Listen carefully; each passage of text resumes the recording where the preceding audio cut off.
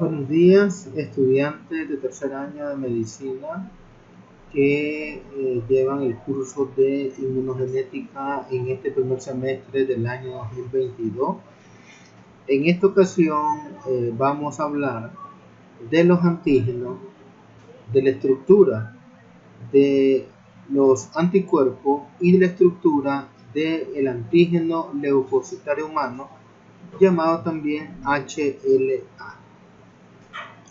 Habíamos visto en la clase introductoria de historia y de conceptos de inmunología que habían dos conceptos que son muy importantes recordarlos. El primer concepto tiene que ver con el antígeno. Recuerdo que los antígenos se definen como aquella molécula o estructura que tiene un microorganismo, pero que esa estructura que será reconocida por los receptores de los linfocitos T o por los receptores de los linfocitos B. Llámese al receptor del linfocito T TCR y al B BCR. Ese es el antígeno, o sea que es una parte solo del microorganismo que es reconocida por los receptores de los linfocitos. ¿Y qué es inmunógeno ahora? Es todo antígeno que es capaz de ser reconocido por esos receptores de los linfocitos y por activar la respuesta inmune. Pero además va a reaccionar con los productos de esa respuesta inmune. En el caso de los linfocitos B van a ser los anticuerpos. En el caso de los linfocitos T serán las células que estimulan los T ayudadores. En el caso de los linfocitos T citotóxicos van a ser los gránulos que liberen el linfocito T citotóxico citolítico. Eso es muy importante entonces ver la diferencia entre antígeno e inmunógeno. Vamos ahora a hablar de la clasificación de los antígenos. En la clase miramos que hay diferentes criterios para clasificar a los antígenos.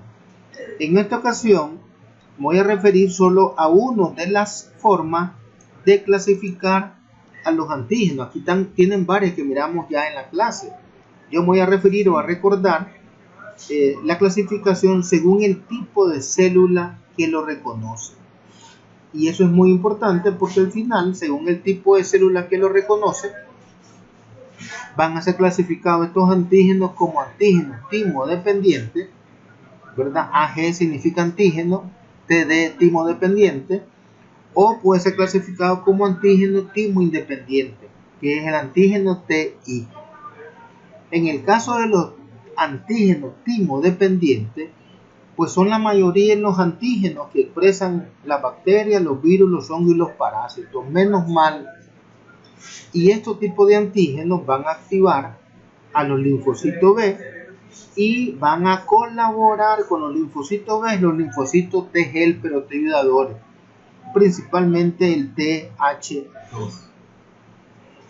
En este tipo de respuesta frente a estos antígenos timo-dependientes, si es la primera vez que entra ese antígeno, va a generar la producción de inmunoglobulina M en mayor cantidad. Si es la segunda vez, tercera o cuarta o punto suspensivo, será la inmunoglobulina G la que va a predominar. Y si es a nivel de mucosa, pues siempre habrá inmunoglobulina A secretoria. Eso es muy importante mencionarlo. De hecho, vamos a ver en la respuesta humoral, ¿verdad?, la característica de otros detalles sobre respuesta primaria y secundaria. Estamos hablando aquí de forma general. El otro tipo de antígeno que mencionamos es el antígeno timo-independiente, ¿verdad? Estos antígenos están compuestos precisamente por antígenos de polisacáridos o lipopolisacáridos, ¿verdad? Pueden estar a nivel de la pared celular o la cápsula. Estos van a activar a los linfocitos y fijémonos bien, a los linfocitos sin ayuda de los T helper. Ese es un efecto policlonal que van a tener sobre los linfocitos B.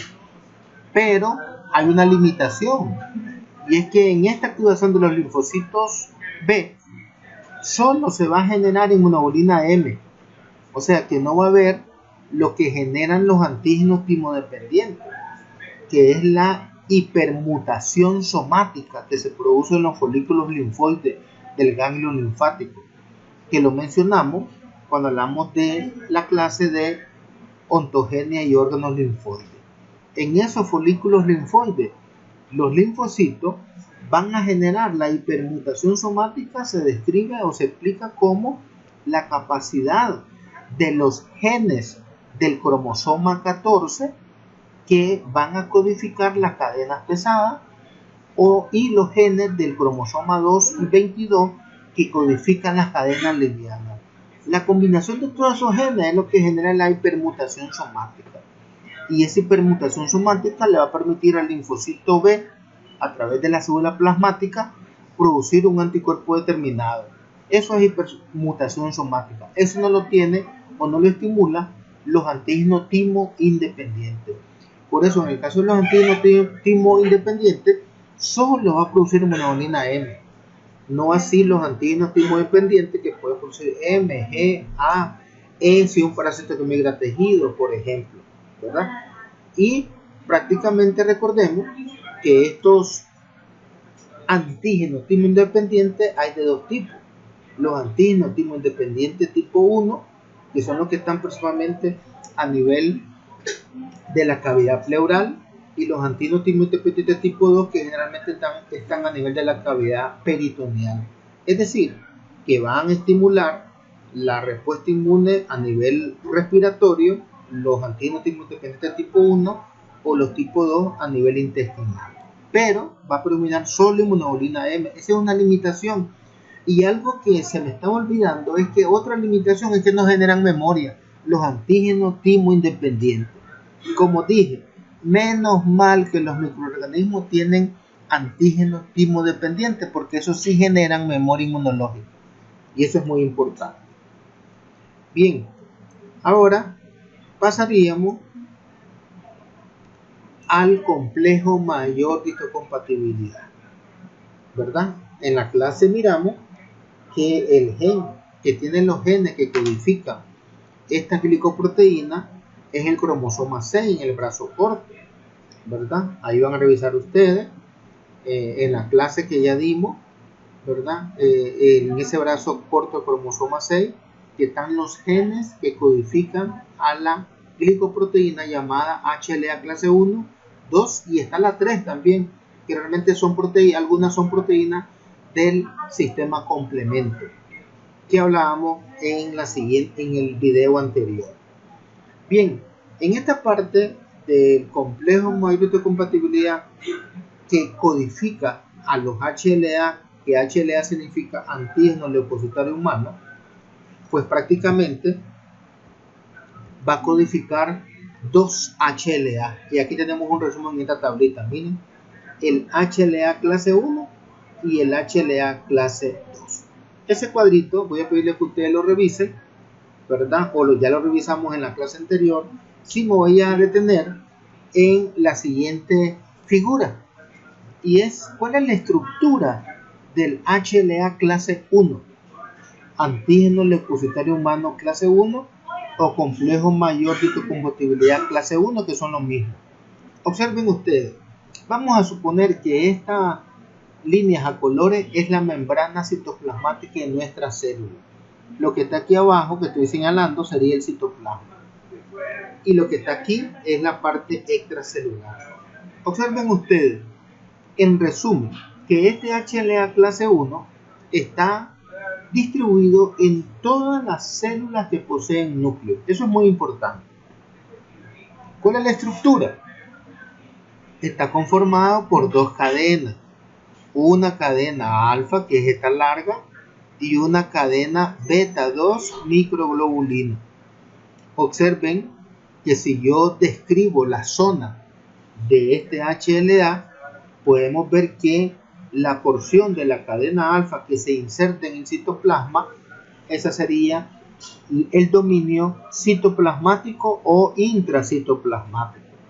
Luego la porción de la cadena alfa que atraviesa la membrana citoplasmática se va a llamar dominio transmembrana, ¿verdad? Y todo lo que está fuera, de la célula se llama dominio extracelular. Podríamos llamarles zonas también, zona intracitoplasmática, zona transmembrana y zona extracelular. Esas tres zonas las tiene la cadena alfa. Observen la cadena beta 2 microglobulina. Prácticamente solo tiene un dominio y es el dominio extracelular. Observen, no atraviesan la célula ni se introduce en el citoplasma. Esa es la cadena beta 2 microglobulina. Esta estructura es muy parecida a la estructura de la inmunoglobulina. Por eso ellos son miembros de la superfamilia de las inmunoglobulinas. Estos redonditos que vemos son los que se llaman dominios globulares, que están compuestos casi siempre por 110 aminoácidos. Hay enlaces de sulfuro, aquí lo vemos, y observen ustedes que la cadena alfa tiene 3 dominios globulares. Dominio globular alfa 1, alfa 2 y alfa 3. Mientras que la cadena beta 2 microglobulina solo tiene un dominio globular. Como la cadena alfa tiene 3, se enumeran de afuera hacia adentro. Primer dominio globular de la cadena alfa, segundo dominio globular de la cadena alfa y tercer dominio globular de la cadena alfa. Entre el dominio globular alfa 1 y alfa 2, observen ustedes que hay una leve depresión. En esa depresión se va a expresar el péptido antigénico que la célula que tiene este HLA va a degradar y lo va a presentar en este sitio entre el dominio alfa 1 y alfa 2. ¿Y a quién se lo va a presentar?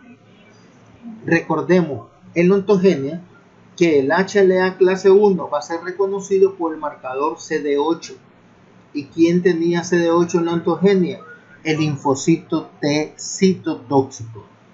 Significa que el péptido antigénico que se coloca en esta depresión va a ser reconocido por el TCR del linfocito T citotóxico.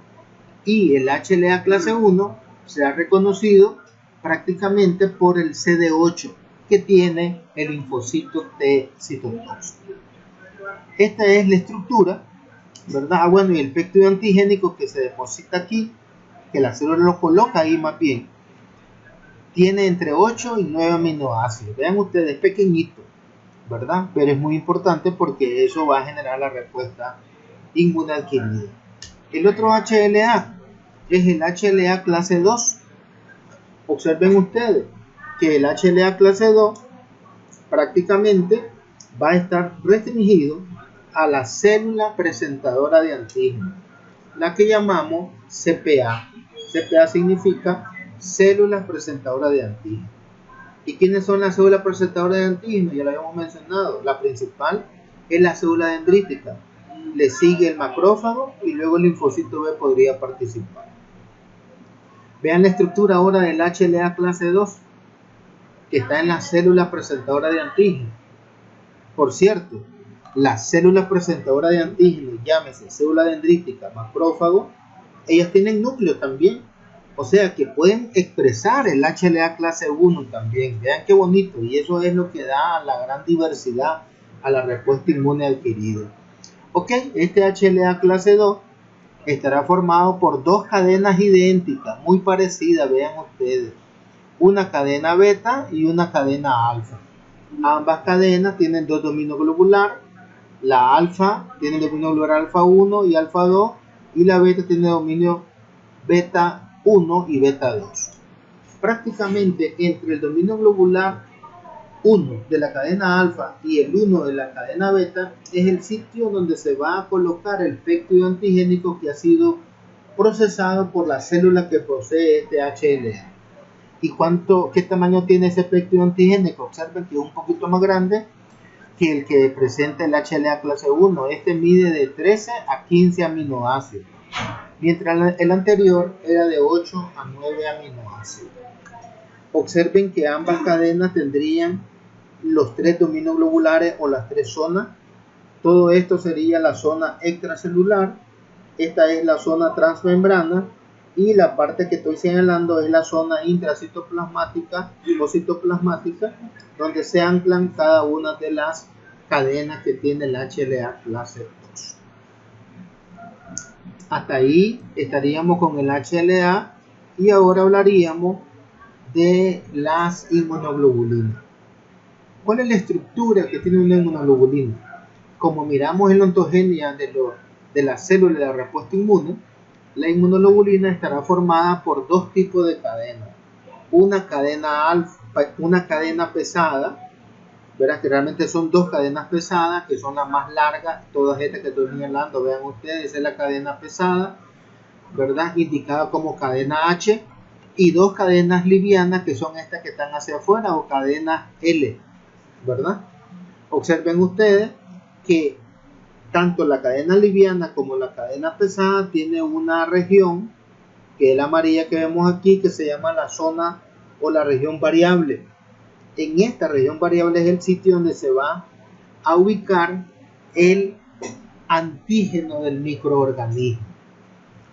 Observe que cada inmunoglobulina tendría entonces dos regiones variables. Vean ustedes, esta es una y esta es otra. Además de la región variable, que es todo lo que miramos en amarillo, tanto la cadena liviana como pesada, luego vamos a tener que cada cadena también tiene región o región constante en cada cadena. Observen ustedes, todo lo que esté en azul o morado, esa es la región constante de esa inmunoglobulina.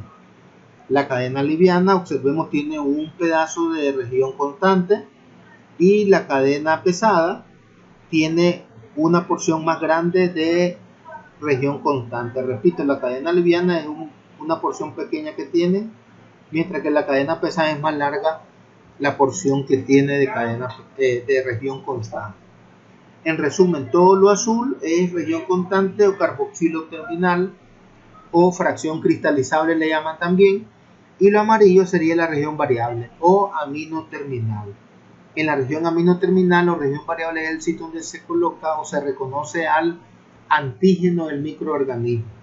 Y la región constante pues va a cumplir las funciones biológicas. Y las funciones biológicas es a través de que prácticamente ese anticuerpo va a lograr eliminar a los microorganismos. Pues vean, adelantándolo, lo tienen más adelante, aquí en esta región constante expresan los anticuerpos tres funciones fundamentales. 1. Activan el sistema complemento por la vía clásica. 2. Generan oxonización. Y 3. Generan citotoxicidad celular dependiente de anticuerpos. Entonces, podemos decir que la inmunoglobulina está formada por un par de cadenas pesadas, un par de cadenas livianas, que tiene región variable y región constante, ¿verdad?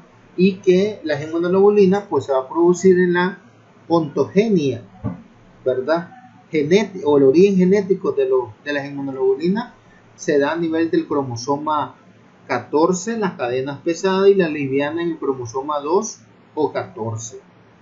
Ustedes podrán revisar el resto de contenido que miramos en la clase, ¿verdad? Ahí tienen ustedes los cromosomas que codifican, ¿verdad?, a cada tipo de cadena. La cadena H es la cadena pesada, solo hay un tipo en el cromosoma 14, pero hay muchos elementos de genes, mientras que la cadena kappa y lambda ya están seleccionados como cromosoma 2, y la cadena kappa, la cadena lambda, sería codificada por el cromosoma 22.